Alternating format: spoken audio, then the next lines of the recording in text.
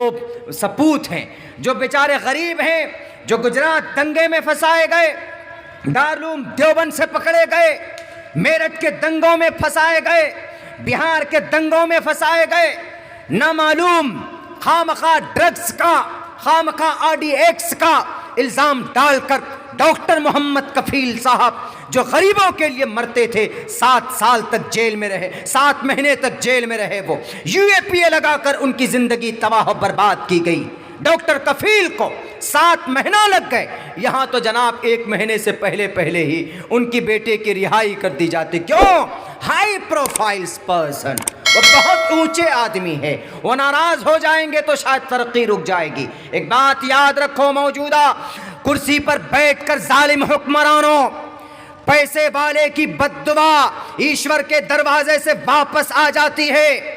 उनकी बद्दुआ वापस आती क्यों? क्योंकि उन्होंने हराम कमाई के जरिए अपने अपने बिल्डिंगें खड़ी की, अपने अपने मोहल्ला तामीर किए। लेकिन डॉक्टर कफील जैसा या फिर 6500 मासूम मुसलमान, मोहम्मद कय्यूम, मोहम्मद तबरेज, मोहम्मद जावेद, अब्दुल रहमान, हनीफ, साकिब, ये नौजवान है 15 साल तक जेल में रहे। जेल के बाद सुप्रीम कोर्ट में आखिर में क्या कहा कि इनके ऊपर कोई अभी तक आरोप सिद्ध नहीं हुआ, इनको बाहर भेज दिया जाए। उनकी इज्जत गई है। सुप्रीम कोर्ट के जजेस और जुडिशरी, मैं सवाल करता हूं, 15 साल उनकी जिंदगी तबाह हो गई। उनके ऊपर ये चार्ज लगाने वाले उस पुलिस वाले का, उस इन्वेस्टिगेशन के ऑफिसर का आपने क्या किया? उनके हाथ में हथकड़ी डालो और एक मासूम इंसान की 15 साल जिंदगी बर्बाद करने पर उनको जेल करो। 15 लाख रुपए मुआवजा देने से उनकी 15 साल की जिंदगी और उनकी बदनामी, उनकी इज्जत वापस दोबारा लौट कर नहीं आएगी। मेरे भाइयों, खुशी का मकाम होता है जब बेल होता, ग्रांट होता, लेकिन इन गरीबों के लिए कोई नहीं सोचता। क्यों? हमारे पास लॉयर नहीं। हमारे पास तो बाबरी मस्जिद को लड़ने के लिए भी लॉयर नहीं था। हमारी बाबरी मस्जिद, लॉयर कौन? एक सनातन धर्मी। बताइए, सनातन धर्मी एक हिंदू भाई, वो आपकी तर्जमानी करेंगे? इंटरनली तो वो कुछ भी कर सकते। वो तो कहेंगे कि नहीं भैया, हम तो चाह रहे हैं कि भव्य राम मंदिर बने, तामीर हो इसकी। एक सुदर्शन न्यूज़ का जो एंकर, वो जाकर मौलाना से पूछता है कि मौलाना, आपके औरंगज़ेब साहब ने तो मंदिर तोड़वा दी। हालांकि उस गधे को यही मालूम नहीं है कि मंदिर भी तोड़ा है और मस्जिद भी तोड़ा, मस्जिद भी शहीद की। औरंगज़ेब रहमतुल्लाह अलैह मंदिर क्यों तोड़ा था उन्होंने? क्योंकि उस मंदिर के अंदर में तहखाने में दौलत छुपा के रखे थे कुछ लोग। वहाँ के जो पदाधिकारी लोग थे उस ब्लॉक के, तो छुपा कर रखे थे।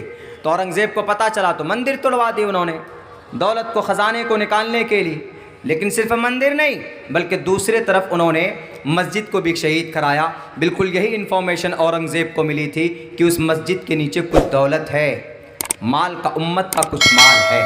तो इसीलिए उसको भी उन्होंने शहीद करवाया और फिर वहाँ से दौलतें निकलवाई। उस सुदर्शन न्यूज़ वालों के पता नहीं पेट में क्यों दर्द होते, वो बार बार कोई ना कोई सवाल लेकर आ जाता। हमने कल भी जलसों में बताया था कि उन्होंने काफिर के ऊपर एतराज़ किया और उन्होंने अल्लाह के ऊपर एतराज़ किया, अल्लाह ईश्वर के ऊपर एतराज़ किया। बताइए, उसको कुछ मिलता नहीं, बस सिर्फ ढूंढते क्या? जिहाद ढूंढते। क्या लव जिहाद ढूंढते? क्या ढूंढते? जंग ढूंढते। क्या ढूंढते? कत्ल ढूंढते। बस यही सब ढूंढते और कुछ नहीं ढूंढते वो। तो मेरे भाइयों, तो मौलाना रशीद अहमद गंगोही जेल के अंदर पढ़ा रहे थे क्या? कुरान का दर्स शुरू किया, अहादीस मुबारका का दर्स शुरू किया। बहुत से वो लोग हैं जो कुन जहन होते हैं, ऐसे भी होते हैं कि बहुत से बच्चे कुन जहन होते हैं। तो कुन जहन उनकी डल माइंड होने की वजह से, एक शार्प माइंड, एक डल माइंड होने की वजह से जब वो आने लगे तो वो भी रो रहे थे। सब ने कहा कि हज़रत आप क्यों रो रहे हैं? आपको तो खुश होना चाहिए, आप जेल से रिहा हो रहे हैं। उन्होंने कहा कि भाई, मैं इसलिए रो रहा हूँ कि मैं जेल से बाहर तो चला जाऊँगा, लेकिन ये लोग जिनका कुरान पूरा नहीं हुआ है। तो उन्होंने कहा तो फिर क्या आप जेल छोड़कर जाएंगे? उन्होंने कहा कि मैं आज वादा करता हूँ, तारीख़ में पहला एक ऐसा मिसाल और वाक़या सामने आता है कि मौलाना साहब ने अपने बेल को फाड़ा वहीं पे और दोबारा फैसला किया उन्होंने जेल में रहने का। किस लिए मेरे भाइयों? इक़रा पर अमल करने के।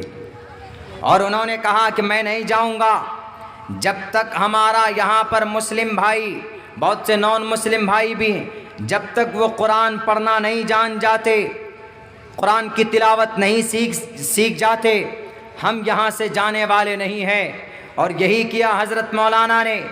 रहे वहाँ पर जेल में, कई महीने एक्स्ट्रा रहे, बेल को फाड़ दिया और वहाँ पर रहकर उन्होंने कुरान करीम की तालीम, कुरान का दर्स कायम किया, अहादीस मुबारका का दर्स कायम किया। जो कुरान पढ़ना नहीं जानते थे और उनको कुरान सिखाया। कुर्बान जाइए हम और आप लोग हमारे उलमाए किराम पर, जिनके तरफ हम लोग तवज्जो नहीं करते। मेरे भाइयों, आपको मालूम नहीं, हमारी इस बेतवज्जोही की वजह से हमारे बड़े बड़े उलमाए किराम कहाँ जाते? आरएसएस के प्लेटफॉर्म पर गए हुए हैं। मैं ऐसे 10 बड़े आलिम दीन का नाम पेश कर सकता हूँ, मैं पूरे दर्क के साथ कह रहा हूँ कि वह हज़रात उलमाए किराम आरएसएस के प्लेटफॉर्म पर गए और आरएसएस को ऐसी हमारी शरीयत का इन्फॉर्मेशन नहीं मिलती। उनको कोई ना कोई तो है हमारे प्लेटफॉर्म से जो उनको ये चीज़ लीक कर रहा है, ये पास कर रहा है इस्लामी तालीमात और